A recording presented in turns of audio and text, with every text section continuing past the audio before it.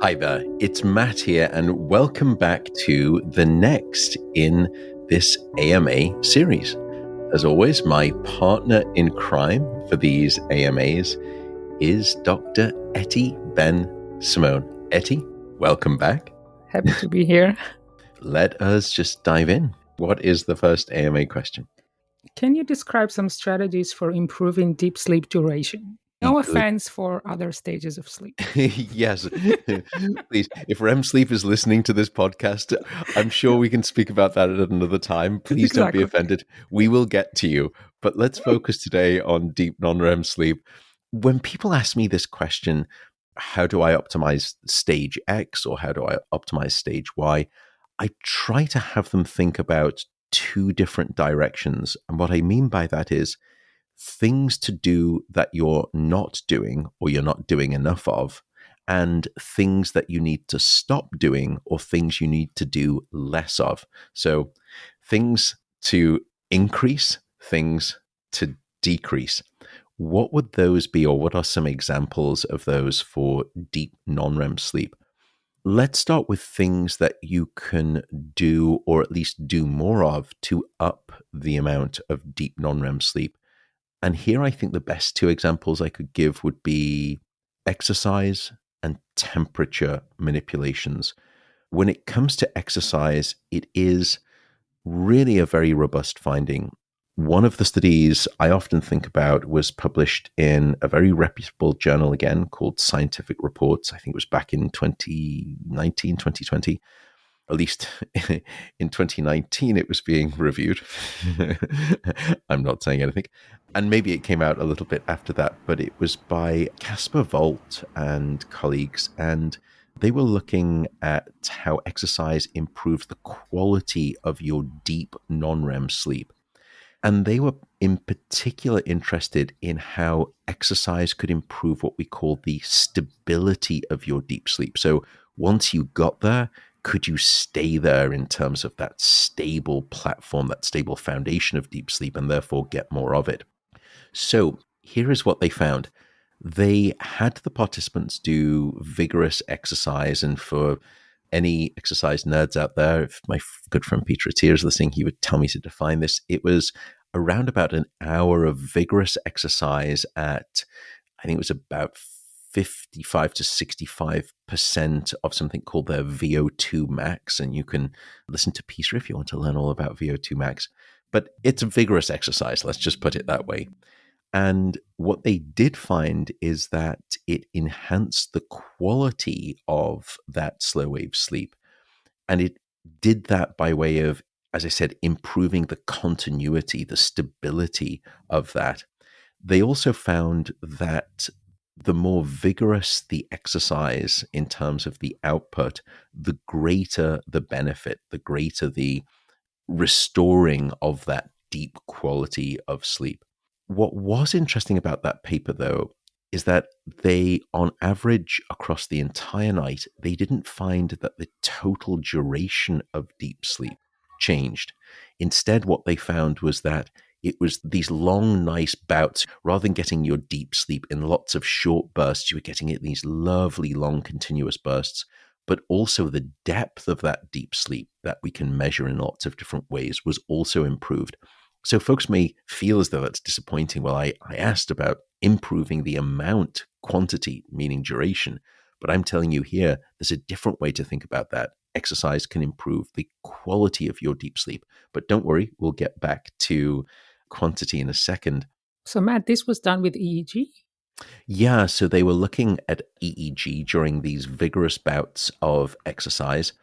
And in truth, there was probably a similar study earlier than that, back in the 1990s, by researcher O'Connor, I think it was. And they showed that acute exercise on a single day was associated with, and it was a small but certainly reliable increase in stage 2 non-REM sleep, which is that lighter form of non-REM sleep, but also an increase in the amount of deep slow wave sleep. So again, it was a replication, and we've seen that many times. I'll come back to how you can get an increase in both light and non-REM sleep. There's a slight caveat there. But before I say that, it reminds me, for any parents out there, there was a fascinating study looking at how exercise intensity influenced sleep architecture in children. I think they were around about age 12 here, and they did 2 exercise sessions on a spin bike type thing. Very technical language, Matthew. Thank you. Spin bike thingy. And those sessions lasted around about 30 minutes, and it was varied intensities of exercise. It went from moderate to high exercise, at least for these 12-year-old children. And they were doing that around about 3 to 4 hours before sleep. So, in some ways, I suppose it could be trying to mimic that idea that when kids come home, they go outside, they play before they have dinner, and then they go to bed. And so 3 to 4 hours before they're going to bed, maybe it mimics that sort of post-school exercise period or activity opportunity period. And what they found was that, again, using EEG, there was a correlation that the more intense exercise that the child underwent and the more intensely they exercised, the greater the amount of deep, slow wave sleep. So that, to me, I think demonstrates that the benefit of exercise, and as I said, these are just a couple of examples, there's lots of studies like this now, can transcend different age ranges. I would also note, if I were to accelerate up the age spectrum, some of the benefits of exercise on deep sleep are as, if not greater, in older adults than in middle-aged adults. Although I think there it's fair to say that those studies were in older adults who, prior to that, had been sedentary. So I don't think they, or at least I'm not aware of studies that have been looking at sedentary versus active older adults and then seeing if a bout of exercise in both of those groups leads to an equivalent increase in deep sleep. The caveat, if you look across all of these studies, yes, exercise will improve the amount and the quality of your deep sleep. There is a slight cost, though. For many of those studies, not all, but many of those studies, there can be a small to modest reduction in the amount of REM sleep. And this, you could argue, is a classic demonstration in biology that there are no free lunches, that if you're increasing the amount of non-REM sleep, total amount of time of sleep remains stable, then it's got to come from somewhere. And one of the places it can come from is REM sleep, and that does seem to be the case. Don't fret about that. It's entirely possible that from one night to the next, through millions of years of evolution, your brain and your body are very good at understanding how to change the list of menu options from that night's service opportunities at this restaurant called sleep. And when you've been exercising, your brain and your body understand that what I need best is to have an increase in deep sleep and a reduction in REM sleep. So I don't mean for folks to start worrying about that and thinking that's a good reason not to exercise. It could very well be that your system is perfectly attuned. And every day we have this collection of mental, cognitive, and physical experiences. And those in part will dictate exactly what our brain programs in terms of an algorithm for that night's sleep menu. So before I move on from exercise to temperature, any thoughts there? If the exercise is moderate, we're still seeing an effect? We do. And again, moderate is not where you're doing some kind of insane hit workout, high intensity HIIT, or some 2 to 3 hour marathon training like run. These can be periods of 30 to 60 minutes. So it does have to be modest exercise. There are some studies that have tried to split apart more cardio-based physical regimens. So am I doing, a spin bike class? Am I going out on a run? Am I doing the elliptical machine versus am I doing resistance training? So am I lifting weights? And for the most part, I would say when it comes to deep sleep, you get probably more bang for your buck in terms of a deep sleep improvement when you are doing more cardio based expenditures of energy versus resistance training. But if you look at resistance training versus no physical activity at all, you still get some benefits. Again, it's not to suggest that you should not do some form of resistance training in your physical regimen. Everyone needs that as well. But there is somewhat of a rank ordering. That's wonderful. So maybe next, temperature. This is such a great, because of course, when I say exercise, many people out there may think exercise is just not really my thing. And the idea of lacing up my sneakers and getting out there to improve my deep sleep is not the very most perfect suggestion that you could have. What else do you have, Matt? Or at least today, I'm not feeling it, and I'd still like to improve my deep sleep. Thermal manipulations are an alternative. There have been now several studies, maybe several tens of studies, that have explored how manipulating body temperature and environmental temperature can affect your sleep, particularly your deep sleep. Those, on average, I would say, have demonstrated a fairly robust effect, meaning that if we average together the different studies, and sometimes it's hard because the way that they do those different studies, as you will see in some of my examples that I'm collecting in my head, they're different. But on average, I would say it's a moderate effect size. So in science, we have small effects, moderate effects, and large effects. Here, it's a moderate effect, which is good and robust. One study, and maybe it comes back to something we discussed in a previous AMA about menopause. There was a really interesting study about deep slow wave sleep, and it was a much needed study looking at how manipulating body temperature in postmenopausal women altered their sleep. And it was done out at Northwestern University at the Center for Circadian and Sleep Medicine there. And what they discovered was a manipulation of temperature, not by changing your environmental temperature or even bathing yourself, which I'll come on to in a second. They looked at different mattresses, and they were looking at something called high heat capacity mattresses versus low heat capacity mattresses.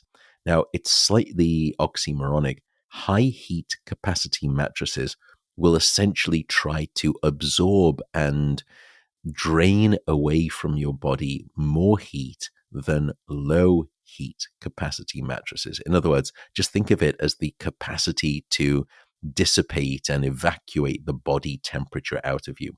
And as we've understood on this show many, many times, we need to drop our core body temperature and our brain temperature in order to fall asleep and stay asleep, but also especially to get into that deep non-REM sleep.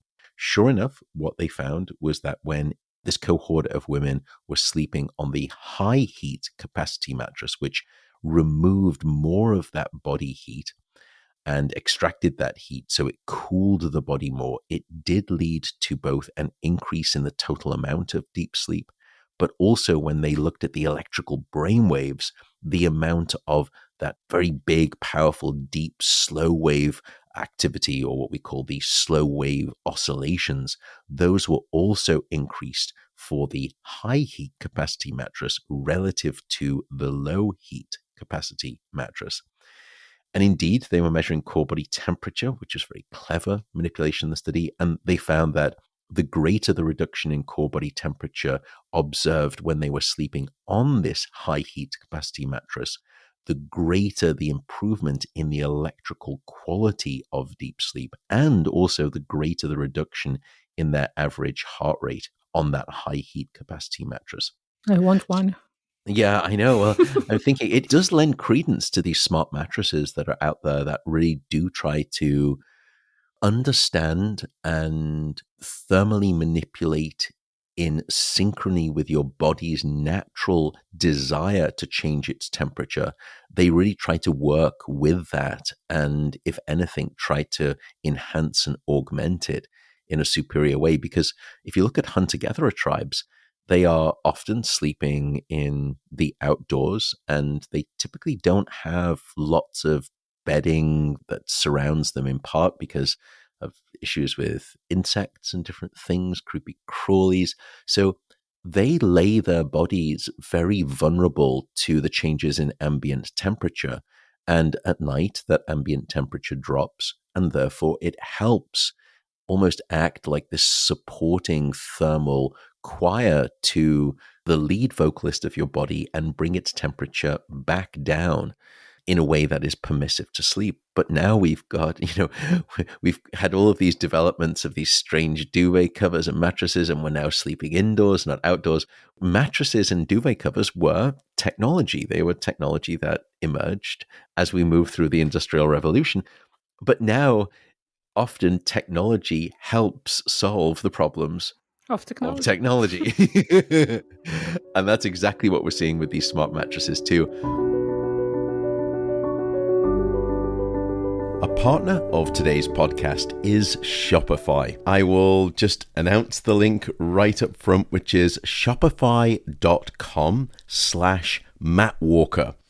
Why Shopify? As someone who spends his days researching sleep and his nights researching sleep, the idea of selling merchandise was quite daunting. And you're probably thinking, what on earth is he going to be selling? We're going to start with some exciting t-shirts, all with the proceedings going directly to a new sleep education non-profit charity that I will announce later. At the moment that we started to do that, I knew what I wanted to design, but how on earth was I going to get this sleep merch into your fantastic hands? I asked around. Everyone who gave me answers gave me the same answer: Shopify. And it turned out to be remarkably simple. Without any retail experience, I was able to set up and activate my store effortlessly. Shopify's point of sale system, it's really interesting. It basically just integrates perfectly with all of the different online sales components, and it just manages everything so smoothly. Honestly, it was great. Shopify POS, it handles all the complexities of sales, inventory, and it just lets me focus on my passion, which is sleep science. Try it out. You'll see what I mean about its intuitive platform. Oh, you should also note that Shopify isn't just for online businesses. I've heard, at least from one friend in particular, it really can help revolutionize in-person sales as well. It's one system that seems to integrate everything. If you want to, go and listen to an interview with my podcast friend, Tim Ferriss, and he did an interview with Shopify CEO, Tobias Lütke. Tobias is one of the most remarkable human beings I've ever listened to, so I am thrilled to align with Tobias and Shopify for this partnership. If you would like an offer, here is the offer. Shopify have agreed to do a $1 per month trial. It's just $1 a month if you do shopify.com/mattwalker. So again, shopify.com/mattwalker. You'll get Shopify for $1 a month. That's nuts. I don't know why they're doing this for me, but it's great. Okay, let's get back to the show. Talking about technology, it brings me on to another study that comes to mind now from a wonderful colleague of ours, Eti Ben Simon in the Netherlands. And I've spoken about his studies before, just high level. He created this thermosuit. It's almost like a wetsuit filled with all of these veins. And those veins, you can percolate different temperatures of water around the body, and therefore you can thermally manipulate the body with exquisite detail in terms of its temperature by altering the water in different regions of the brain in these veins. It's like lots of very thin veins all over the body. And what they were able to do is, by way of just a mere 0.4 degrees Celsius increase in the surface temperature of the skin, they were able to therefore almost charm and bring and raise the hot blood from the core of your body. They were bringing it to the surface, and they had you falling asleep faster. And as we would predict, they had individuals spending more time in deep sleep. They went on to look at other studies, and what they found was that this benefit of thermal manipulation was even greater in older adults and also greater in insomnia patients. The reason I find those two results curious. We know that older adults do not thermoregulate as well. Think about the idea of a really nice warm day, a warm spring day, or even a sort of a warm summer day, and people are out in t-shirts, maybe even shorts. And then maybe you see an elderly individual, perhaps they're in a wheelchair and they have one of their family members, very loving, it's such a tender image, pushing them around. It's a beautiful day outside. But that older adult is wrapped up almost as though it's winter. They may have a hat on, they've got thick clothing on. Why?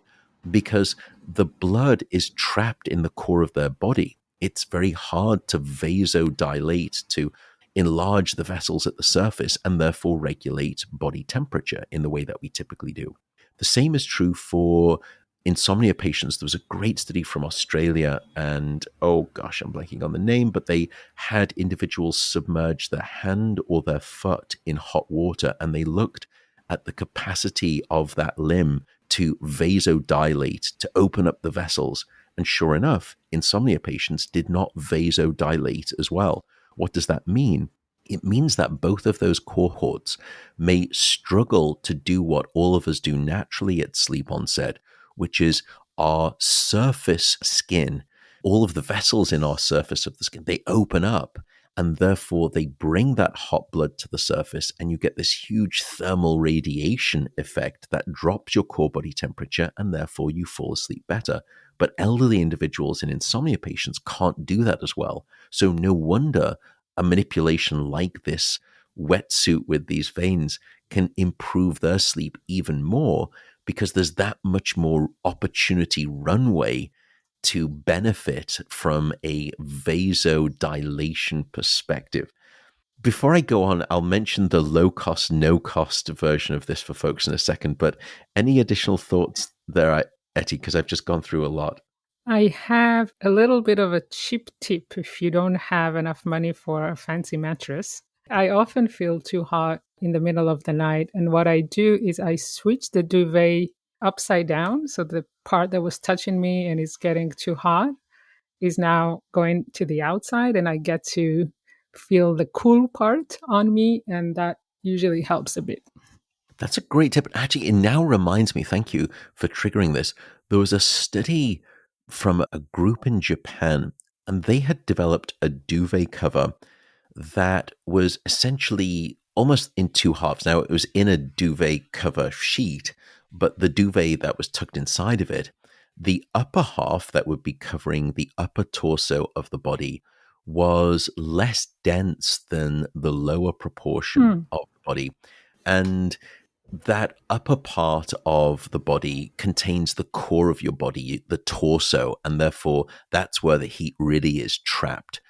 And what they found is that the duvet cover that was essentially more porous and more capable of releasing heat in the upper part of the body led to a greater temperature drop than if you were to have done what you did, which was then reverse that. But now the thicker, the heavier half of the duvet is covering your upper torso, and the lighter, more porous half of the duvet cover is covering your legs. That was less effective. I'm surprised that there haven't been more maybe sleep companies out there that have seen that paper or latched onto it. Now, what was interesting, however, in truth, that paper by the group from Japan, they did not then go on to measure the sleep in those individuals, which I was a bit surprised by that. It was very clear what they were trying to do. They were just measuring temperature, and sure enough, the temperature changes underneath that duvet cover were superior when that duvet cover was half porous for the upper part of your body, but they didn't go on to measure sleep. So maybe that's why someone hasn't done it. You need to do those validation studies, but I would say it's ripe for a little bit of disruption. Oh, yeah. And another item on my shopping cart. Let's develop it at the sleep center. We'll completely non-patent the idea, so it's universal and yes, democratized. But the other democratic, in fact, method comes from really quite seminal work by the late Jim Horn at Loughborough University in England. And he did some of the earlier studies that led to what we now have a phrase for in sleep science called the warm bath effect. most people will know that when you get in a bath, and as long as it's a warm bath, not one of those ice baths that my friend Andrew Huberman keeps trying to tell me I need to do, which I have zero interest in doing. But Same. I know the thought of that, there are many other things that I prefer to do. But many people will know that when you get out of the hot bath or a hot shower and you touch the surface of your skin, it will feel a lot warmer, of course. And for someone like me, a sort of more Scandinavian descent, my skin can get really quite sort of red, and you can see all of the vessels expanding. So, what they were doing was looking to see if that warm bath before sleep improved the amount of deep sleep. Why would it do that? Because once again, when we get out of the bath and we get into bed, we think, oh gosh, I'm all warm and toasty, and that's why I get a better night of sleep. It's the opposite. You get out of the bath, the blood races to the surface of the skin, your core body temperature plummets, and you sleep better. And that's exactly what Jim Horn and his colleagues did. And through a collection of studies that they replicated, and now other people have replicated as well, they had people engage in a warm bath. I think it was for around about 45 minutes, so quite a long bath.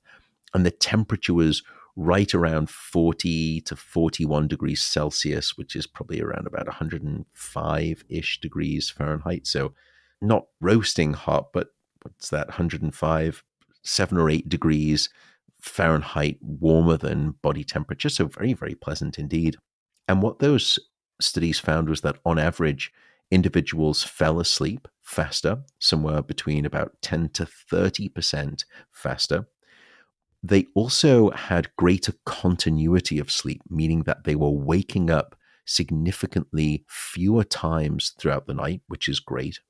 One of the side benefits of that was not just that they had more continuous sleep, less time awake, and therefore more total sleep, but they spent more time in deep sleep. And in fact, through a combination of spending less time awake and having a lower core body temperature, it promoted a rather sizable increase in deep non-REM sleep. In some of those early studies, it was up to a 50-minute, 50 Wow. minute increase in deep sleep relative to nights without a hot bath or a shower. So I would say that that would be your low cost, no cost opportunity if you don't have the money to try one of those mattresses, which I actually do think, consider your car. If you are lucky enough to own a car, and a more modern day car, that car nowadays is packed full of sensors. And think of the car that you could have bought 50 years ago, and it was much more rudimentary. However, think about the mattress that most of us are sleeping on in this day and age. It is much more similar to the mattress that we would have had 50 years ago than a car. Why haven't we had the same type of evolution of remarkable technology in the mattress space versus the car space? Especially because if we're really unlucky, maybe we spend 2 or 3 hours a day in a car, but yet we spend, if we're hopefully lucky, at least 7 hours on our mattress.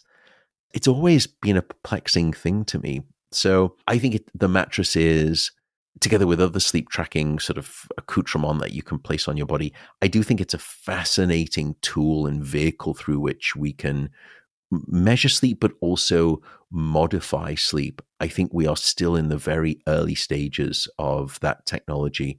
I'm very excited about that technology space. Yeah, I I'm agree. excited to partner with people in that space. It's always tough as an academic when you think about partnering with industry, because some people will say, well, is that the right thing to do? Are you decreasing integrity by doing that? I think, in my mind, at least to that question, I would much prefer to see sleep scientists out there in the field, many of them far better than me, rather than us wagging the finger at technology companies saying, well, you didn't do it right, or these claims, they're not scientific. That's very easy for us to do. But I always thought, well, maybe I have the responsibility to, rather than criticize and lambast those companies, maybe I should join them and get my feet in the trenches with them And in that way, I can try to at least provide a little bit more scientific direction and enhance the validity of those technologies so that when, for example, my mother, who's now retired, spends her hard-earned retirement money on a sleep product that promises some type of improvement, it really is grounded in science and it's not just snake oil. So I don't know why I got on that tangent there, but Yeah, that's I agree. I think that products that are out there get to many more people than the science. So might as well send out something that is credible and really helps people. I agree. very good point, well made. And why can't we combine those two things? We can combine the science to get out there by way of technology, as long as it's science-guided technology too. Yeah. I, You remind me something with the mattress when we just moved here. I bought a mattress on Craigslist. It was like $25 and it was an okay mattress, but my friends kept laughing at me that the sleep scientist doesn't spend more money in a good mattress. And at that time, I felt like I could sleep anywhere. I don't mind. But yeah, I invested the money a few years after, and now I have a better one. Still no temperature regulation, but a better one. I know I've definitely been there too, where I've had mattresses from friends who were moving out and no bed Exactly. frame. Just, I remember when I first came to America and I got my first faculty job at Harvard Medical School, I saw an ad online for this sub-basement walk-down apartment. I turned up there at New Life in America. I had a laptop and a suitcase, and it was so cold. I arrived on something like January 7th. It was the middle of winter, and I ended up finding a way. I got all of my clothes out from the suitcase and I packed half of them into a t-shirt to make a pillow. And then I wore the other half of the clothes that I had in the suitcase. I looked almost like the Michelin Man. I was just this like inflated version of myself just to keep warm because it was so cold in the apartment. Oh, And yeah, that was my zero cost approach to nothing. And it you was, just wanted to boost your deep sleep. yeah, didn't I just? Who knows what had happened that night? And I think I remember that there was the rubbish truck, or what they call the dump truck here, or the garbage truck here in America, arrived at some goodness hour at like 5 o'clock in the morning. So it was a short night of sleep, let's call it that. One of the partners of today's podcast is Levels. Levels is a cutting edge product that allows you to track your blood sugar moment to moment during the day. And for someone like me, when I wake up, I can track and go back and look at my moment to moment blood sugar throughout the night as well. It has the best sensor technology in the industry. I started using Levels 2 years ago now. Not because I was struggling with any health conditions, but I really wanted to understand how my body responded to what I was eating. I had no clue. And understand that moment to moment, and also how it impacted my sleep, and how my sleep, or when I wasn't doing well with my sleep, for example, during travel and jet lag, how that was impacting my blood sugar. It was stunning regarding when my sleep was not great. My blood sugar control, despite me being usually very rigorous in what I was eating in terms of the very same things, radically different outcomes on the basis of sleep. It was such a great insight. The other thing that surprised me, though, that was hugely useful, I discovered that there were foods that are generally considered to be safe for blood sugar, but for me personally, they would actually spike my blood sugar, not in a good way. But then in the opposite direction, there were foods that when I was out to dinner with friends, and some of those friends also had Levels, it would spike their blood sugar levels. But for me, didn't change a thing. It was so fascinating to learn. It has been hugely helpful for me. I say that very genuinely. If you want to try out Levels, you can go over and you can get a discount. You can get 2 free months of Levels when you sign up. So go to levels.link/Matt Walker. So again, that is levels.link/Matt Walker. And I hope it's as meaningful for you. Again, levels.link/Matt Walker. Those are two things that you can do more of. Let me very briefly speak about two things to try to do less of. Before that, I just wanted to maybe clarify for the temperature. I'm guessing sauna and hot springs will probably have a similar effect. Very good question. And I know that there is a groundswell of data now looking at longevity health Hmm. benefits of sauna, including immune function, glucose, metabolic regulation. My good friend, Dr. Rhonda Patrick, has a wonderful podcast, and she's been an exemplary advocate of this. I don't know any systematic studies that have done really good randomized control trials on that. And again, this is one of those things. I think if there is a sauna company out there that wants to do some kind of validation studies, maybe you and I and other folks at the Sleep Center should take this on and we should really do some kind of a systematic study. I think that would be great. I don't have one, but there are a lot of friends who have infrared saunas in their homes, and they say that they will now spend Hmm. 45 minutes to an hour before bed using that tool because they consistently sleep better. I suspect that it will Hmm. probably be a very similar story. It's fascinating to wonder if all the benefits of sauna are actually linked to better sleep.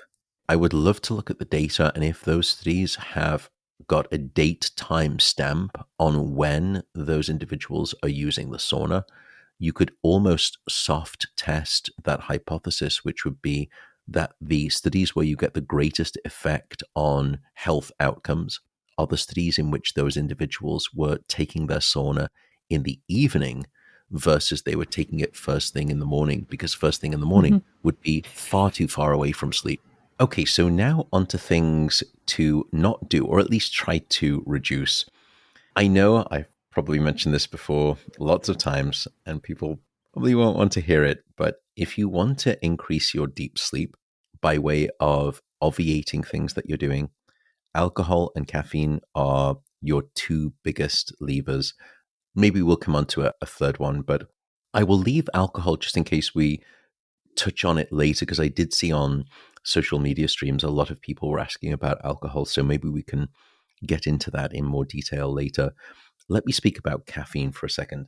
So, caffeine is in a class of drugs that we call the psychoactive stimulants, meaning it has an effect on your mind and it activates the mind, and therefore it is a stimulant. Most people already know that. What you probably are less aware of are some of the hidden consequences of caffeine on your sleep and particularly your deep sleep. I've spoken before about caffeine's half life. Half life just means what is the duration of time, typically for a drug, after which 50% of that drug is still in your system. And for caffeine, the half life is around 5 to 6 hours for the average adult. So, 5 to 6 hours later, about 50% of that caffeine in your coffee is still in your system. What that means is that caffeine has a quarter life of about 10 to 12 hours. So, if you had a cup of coffee, let's say at 2 p.m., almost a quarter of that caffeine could still be circulating in your brain at midnight. So that's the first thing to keep in mind. It's a crass analogy, but I think it's the equivalent of instead getting into bed just before you turn off the light and you swig a quarter of a cup of coffee and hope that your sleep is protected, and it's not, probably on average. But how does this relate to deep sleep? What we've discovered is that 1 to 2 cups of coffee, either early or late in the evening, and these would be standard drip brew cups of coffee, can decrease the amount of deep sleep by somewhere between about 20 to 40%, which is concerning. I think I found it concerning. I'm not someone who drinks coffee. I will occasionally have had times when I've been drinking coffee first thing in the morning. Unfortunately, based on my genetics, and I do all of these genetic tests, I am one of those caffeine sensitive individuals. So I just cannot even think about late morning coffee and not affecting my sleep. But that finding was quite striking. Just to put it in context, to drop your deep sleep by 20 to 40%, I'd probably have to age you by about 10 to 12 years. Or you could just do it with an espresso or a couple of espressos after dinner. I would also note that even somewhat modest doses of caffeine, probably around about 100 milligrams in the evening, will blunt the generation of your deep sleep. And those studies demonstrate that you can probably strip away about 30% of that deep electrical brainwave activity linked to slow wave or deep slow wave sleep. Especially, I should note there that 30% was looking at the first cycle of your sleep, the first non-REM to REM sleep cycle. But that's where you get most of your deep sleep anyway. Beyond making it harder to fall asleep, there is another way that caffeine will reduce the amount of deep sleep above and beyond simply blunting your brain's ability to electrically generate deep sleep. And this comes onto something that we call sleep fragmentation. Caffeine will make your sleep much more unstable, and therefore the probability that you're going to be waking up more throughout the night is increased. And it's what we call, as I mentioned, sleep fragmentation. Your sleep isn't nicely continuous.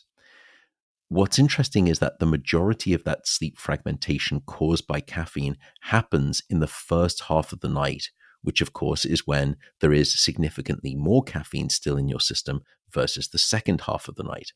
When do we get the opportunity to get most of our deep sleep? Drum roll, in the first half of the night. And that is where your caffeine content is going to fragment your sleep most. If you are fragmenting your sleep, you're spending more time awake. If you're spending more time awake in the first half of the night, you're going to be spending less time in deep non-REM sleep. So I would say that trying to think about your caffeine intake is one way that you can improve the amount of deep sleep. Here, it is very much a case of the dose and the timing make the poison. I'm not suggesting necessarily that everyone should stop drinking coffee. Of course not. I love the smell of it. I love smelling it being brewed in the morning. Enjoy it. Life is to be lived. But if you want a strategy to increase your deep sleep, as I said, dose and timing here. So try to reduce the total amount of caffeine that you're taking on board throughout the day. So that would be the dose. And then try to stop drinking caffeinated coffee earlier in the day. And that would be the timing. So reduce the total amount dose and try to get that caffeine that you are going to have earlier in the day and then stop doing that. Therefore, you will have more continuous sleep. Your brain will have its ability to generate the greatest amount of deep sleep. And I would say that's probably one of the best tips for trying to boost your deep sleep by way of the absence of something in addition to alcohol. So let me stop there. So that would be beneficial for both the duration of deep sleep and the quality, right? Correct. It would improve both the quantity of that deep sleep and the electrical quality, the power of those deep, slow brain waves. You're right. We do have a question about alcohol, so we can perhaps connect those if you'd like. That's great. The question is on the effects of alcohol. Yeah, so On, it's the effects of alcohol before bed, its impact on sleep. And I know that can be connected to deep sleep duration as well. So we can combine those together. that's great. Yeah. So alcohol, I think, would be one of the other things to moderate, at least, or be thoughtful about if you want to protect your deep sleep. And I recently did a discussion on this with someone else on their podcast as I was being interviewed. And so I'd been reading a lot about it, and there was a fascinating report from the World Health Organization just on alcohol in general. And one of the things that they were saying, I remember, was if you look at global consumption in terms of world regions, individuals in some parts of the world, particularly individuals in Eastern European countries, they would consume about 2 bottles of wine per week on average. That's for the average adult, which was quite striking. The second thing that if you look across probably the top 30 alcohol consuming countries, about 75% of individuals who were 16 years or older reported drinking alcohol several times a week. So I was quite surprised by that. And again, I'm not being judgmental here. I am not someone who drinks, not because I have any issues with it. It's just, I've never liked the taste. But anyway, onto some facts. That's what we're talking about here in terms of sleep. I'll start with sleep disruption. We certainly know that moderate alcohol doses, and this is when we say moderate, I'm talking about perhaps 1.5 glasses of wine, that will certainly sedate individuals into a loss of consciousness, and they will end up with moderate doses, let's say a glass or a glass and a half of wine. They'll probably lose consciousness about 5 to 7 minutes faster than they would otherwise fall asleep. I'm being very careful in my description here. If you go to higher doses, maybe 2.5, 3 glasses of wine, you can probably lose consciousness maybe 10 to 15 minutes faster than you would do otherwise. So in that regard, that's why many individuals will think of alcohol as a sleep aid, but we're about to find out it's no help at all, because this is where things get telling. Alcohol will increase the amount of time or the number of the awakenings throughout the night by about 20% on average. And again, this is modest amounts of alcohol. This is not high amounts of alcohol. I would also say that even in the second half of the night, there's some great studies that had people get just a little bit tipsy before bed. And in that second half of the night, they were 94% more likely to have experienced awakenings throughout the second half of the night than when they did not drink. Why would that be? Well, in part, it's because in the second half of the night, we have less of that sleep pressure weighing us down. Remember, when we're awake, we build up adenosine. The more adenosine we build up, the sleepier we feel, that sleep pressure. And then when we sleep, we dissipate that adenosine. And in the second half of the night, that's why sometimes it's harder to fall back asleep than the first half, because we've got less adenosine weighing us down. And therefore, the effects of alcohol on fragmenting your sleep are that much more impactful in the second half of the night, because your sleep is by nature more fragile and more vulnerable in that sleep pressure regard. There are some sex-specific effects. The impact of alcohol on sleep fragmentation is more prominent in females versus males, although both males and females will suffer from that sleep fragmentation. There is also age sensitivity. What we see in the studies is that the older an adult, the greater the degree of sleep disruption. And that in part seems to be explained by the fact that levels of plasma ethanol in the bloodstream of an older adult will remain higher after a standardized amount of alcohol relative to a young adult who has had the same amount of alcohol. And some of that has to do with the metabolic clearance capacities as we get older being reduced. So that's probably one of the reasons, I suspect one of many reasons. This episode is supported by the fine folks at the Washington Post. When it comes to news, and including my obsession, which is science and medicine and health, I rely on high-quality reporting outlets of real integrity. That's why I'm so happy to partner with them. And yes, for those of you who know, I am signed up to the For You newsletter. And it provides me with my own personalized roundup of stories every day based on my interests and my reading history. It's really fantastic. It is my trusted news source. And if you are a listener to this show, you can now get the Washington Post at a fraction of the normal price. If you go to washingtonpost.com/Matt Walker, you will be able to get the Washington Post for an entire year for just 50 cents per week. Yep, 50 cents per week. I have no idea why they have done this for me. It makes no financial sense for them whatsoever. Again, just go over to washingtonpost.com/Matt Walker, and you will get the Washington Post for 50 cents a week for an entire year. So again, washingtonpost.com/Matt Walker. So I should also mention REM sleep. I know in the previous question we were speaking about just non-REM sleep, but here the question is more generally the effects of alcohol on sleep. REM sleep becomes a big factor too. Even modest amounts of alcohol will decrease the amount of REM sleep that you get by somewhere between 50 to 35% relative to a night of sobriety. It also impairs not just the quantity of your REM sleep, but alcohol will decrease the quality of your REM sleep. And what I mean here is the intensity of your REM sleep. And the way we measure that is the number of these rapid eye movements that you're having that are associated with these huge electrical bolts of activity that come up from the very deepest parts of your brain called the brainstem. And when you're having these bolts of electrical activity, then you get these rapid eye movements. And that's one of the ways that we measure the quality of your REM sleep. And sure enough, alcohol will drop the quality of your REM sleep, the intensity of those REM sleep eye movements, in addition to reducing the quantity of your REM sleep. That's a huge effect, by the way.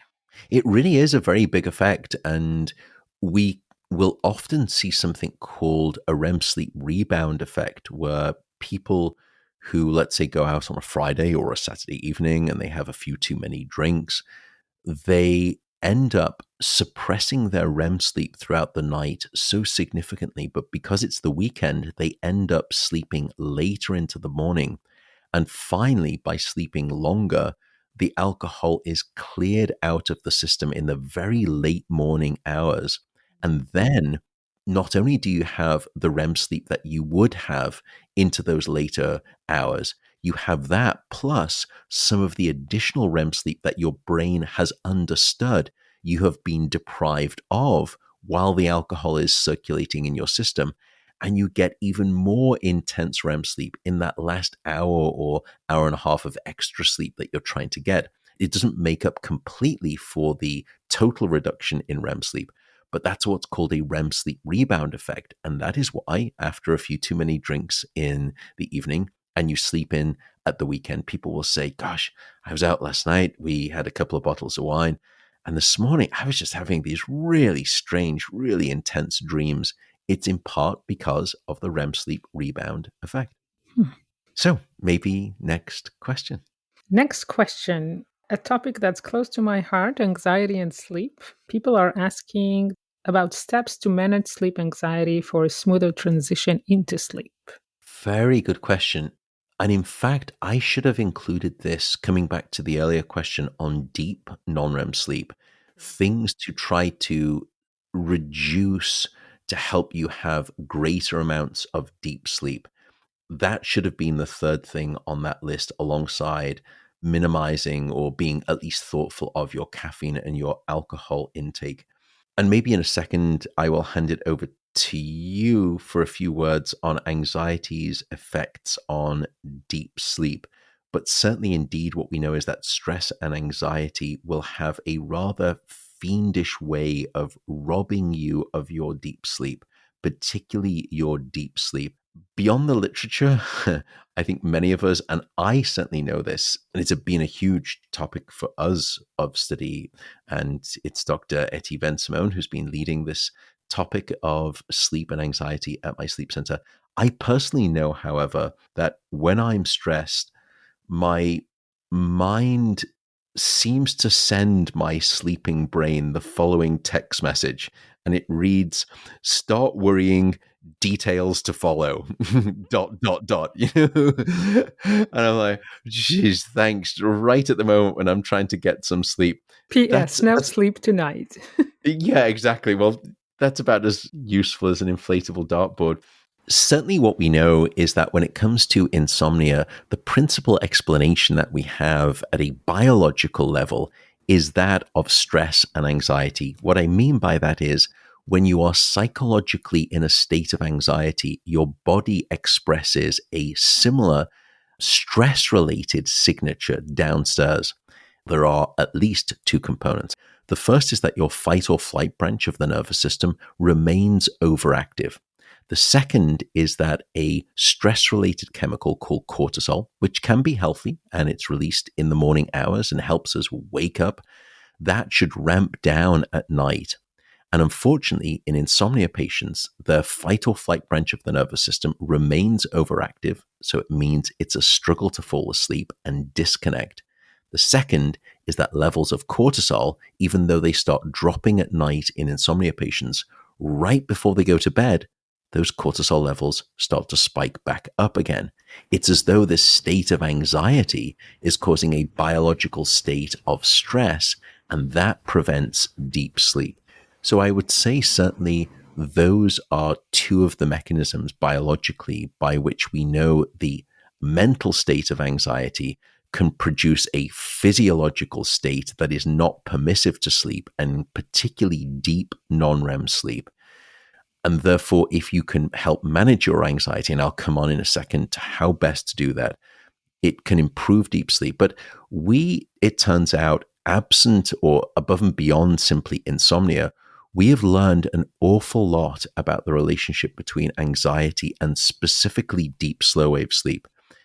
Could you perhaps elucidate for us, Eti? You are one of the world's experts on sleep and anxiety. I will forego my ramblings. Can you give us the kind of high level overview specifically of deep sleep? What we see both in healthy adults and also those suffering from anxiety disorders is that deep sleep is specifically sensitive to anxiety and stress, as you mentioned. And when we were having young adults come into the lab and we were measuring how anxious they are before and after a night of sleep, what we found is that having more of those beautiful slow waves during deep sleep meant that they felt less anxious the next day when they woke up. So, specifically, that mechanism of getting into restful, restorative deep sleep is something that helps us deal with anxiety. And unfortunately, there is this bidirectional link between anxiety and sleep. When people feel anxious, then their sleep is disturbed. And when their sleep is disturbed, they feel anxious. The way you can try to break this cycle is to try and manage anxiety and stress. And I think one of the gifts, so to speak, that biology has given us is that exactly that connection you were discussing, Matt, between the mind and the physiological arousal. So once we are stressed, psychologically, our body becomes stressed, but it also works the other way around. If our body is stressed, then we also are not able to fall asleep and calm down. We can use this connection by practicing techniques that help the body relax, and that in turn would help the mind relax. I hope that makes sense. It does. And so it is that vicious cycle that so much of your work has discovered, that the less sleep that you have, the more anxious you are the next day. Less sleep equals greater anxiety. And then greater anxiety during the day means less sleep at night. Yeah. Less sleep at night, greater anxiety the next day, so on and so forth. And therefore, you get this vicious downward spiral. As for techniques for managing that anxiety, this is tough. I think it really depends on different individuals. Different techniques work for different people at different times in their life. But as an overview, if you look at the scientific literature as to what has been validated, the first thing I would say is cognitive behavioral therapy. Not necessarily for insomnia, although it does have aspects that can help reduce your anxiety, but in general, something called CBT, cognitive behavioral therapy, and you can just Google it.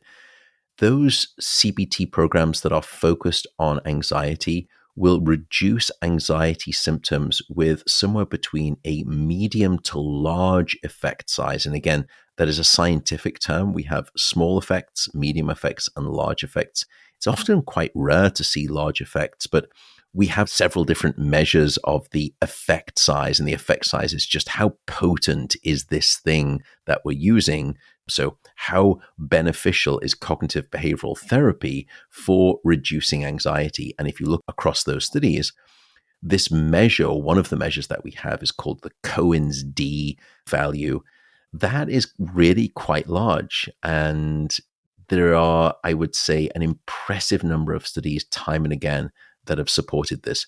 The next one I would say are different methods and techniques around the concept of mindfulness meditation. Now, I know that language can turn some people off, but mindful or mindfulness based stress reduction tools, or MBSR, I think, as they are called.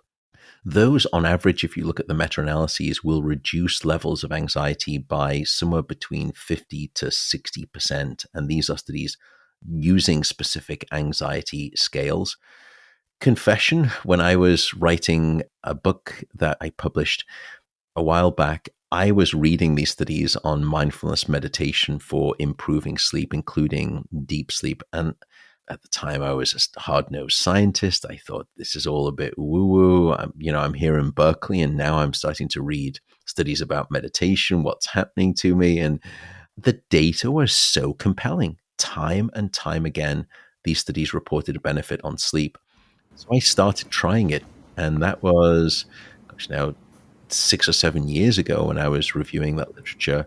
And I have now been meditating for 10 minutes every night before bed. It is part of my regiment and routine. To pollute people's minds, if you're interested in my sleep routine, it is very effective, and particularly when I'm stressed. The other things I would mention: exercise. Exercise is a great way of expelling that stress and anxiety. The effects are fairly robust.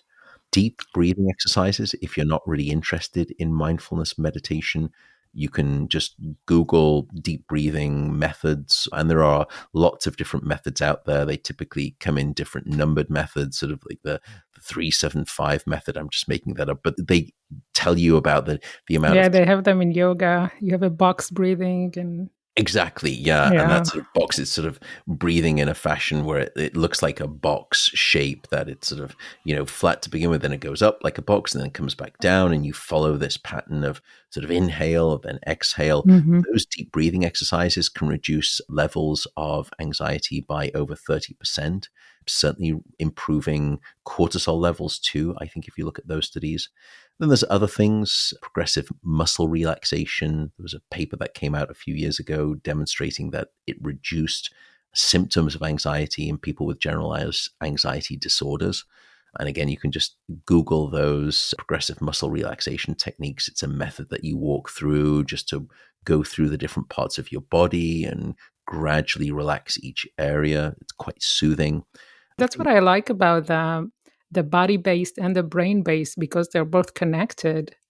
You get a similar effect at the end. You get a calmer mind in a calmer body, no matter which part you choose to focus on. So you can really choose the one that works for you. That's right. And I think what you're saying there is, if you calm the mind, typically you will calm the body. Or if you calm the body, it has a very powerful feed upward signal Exactly. into your brain, and your brain can be calmed if you calm the body. And it's this beautiful reciprocity. And I certainly find that when I'm calming my mind, I calm my body. That's very powerful. I think the other couple of things: journaling has been demonstrated to be quite effective. Just vomit out. It's almost like catharsis of your anxiety onto a page. Great study by Michael Scullin and colleagues some years ago. And I think people were falling asleep probably about 40 to 50% faster. I could have those numbers wrong, after doing journaling a few hours before bed. Acupuncture, it turns out, has quite a literature on it in terms of anxiety level reductions.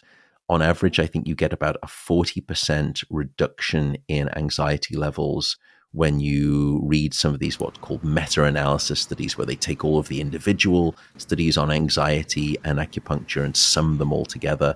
It is quite a reliable effect.